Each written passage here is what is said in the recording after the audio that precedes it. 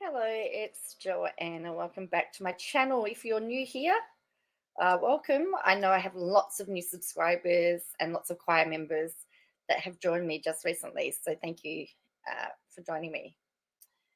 I want to talk about something really quite sad at the moment, and I didn't put my light on, so my camera's going berserk. So, this is going to talk about death. So, I just need to just let you know that hopefully this will be better. So there's an inquest in WA at the moment, and I was actually in the car driving home this morning, and I heard this, and I was mortified by what I heard. So I had to come and have a look, and this is what I found. So Child J inquest, here's details of turbulent life before Broome teen's death in care. Yes, a little young man died in care. And unfortunately, he took his own life while in foster care. He's known as Child J for legal and cultural reasons. He died in Broome in April 2017 while under the care of the Department of Communities. He was 15 years old.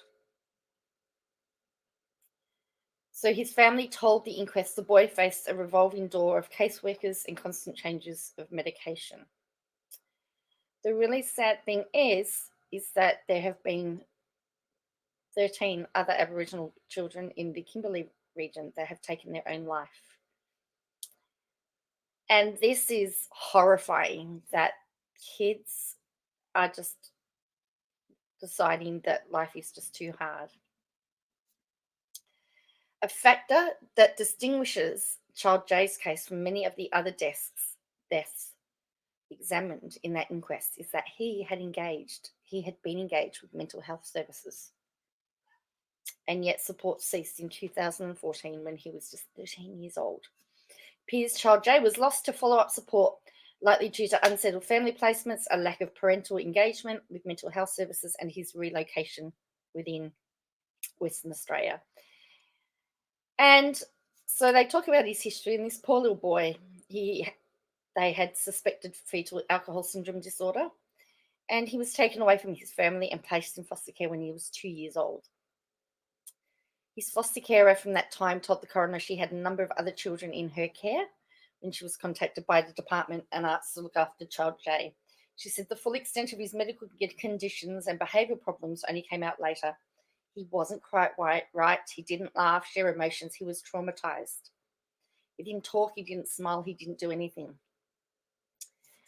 The foster carer said his behaviour would often manifest in violent outbursts that put the other children at risk, that he would often tell stories about his jailed father being a race car driver to cope with separation.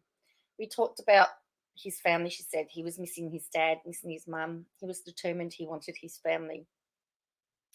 The inquest heard that Child J was on and off medication throughout his life and took antipsychotics to deal with episodes in which he claimed he was being strangled and hearing voices.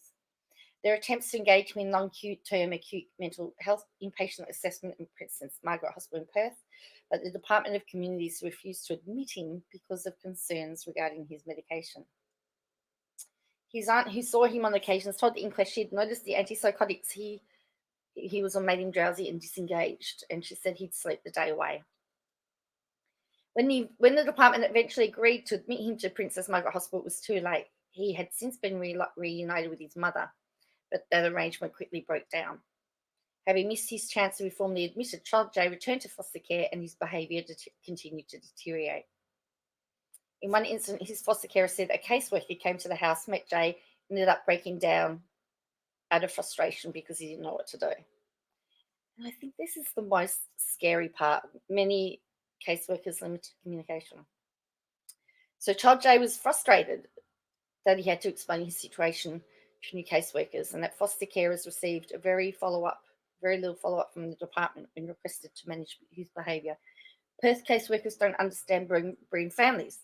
People are brought up here from down there, friends said. I haven't met an Aboriginal caseworker. All the caseworkers I've met are from down south. You ask them, and they've only been around 6 or 12 months, and they move around a lot. He said the boy's medication often changed and there's little follow-up. Now, I did hear on the radio that he'd had something like 13 In 13 years, he'd had something like 30 caseworkers, and the caseworker, one of the caseworkers said that she didn't feel she was adequately trained. I heard that on the radio, so that was pretty scary. When Child J returned to Broome, the coroner heard he had stopped taking his medication and his personality changed completely. His aunt told the inquest she had never seen him so happy. He was a bright young man. He was just clear, he was mature, and he was different. He restarted his relationship with his initial foster carers, who also noted he was different. The family friend said Child J wanted to fix his anger issues and asked for help. So Child J was resettling into a routine he was enjoying despite a recent breakup with his girlfriends. But months after it was believed he had come good, Child took his own life. I feel like we failed him, his foster carer said. We let him down as a carer and as a department. I just feel more could be done. So the inquest is continuing. So it seems like that there is an issue, particularly up in the communities, of adequate support and care. And it's really, really sad when you think about it.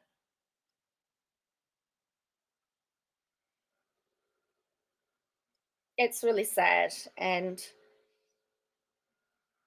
if the caseworkers aren't being adequately trained, we know that if they could get caseworkers from within the community, that things would go better. That seems to be people that understand what it's like. But I'm interested to hear what you think.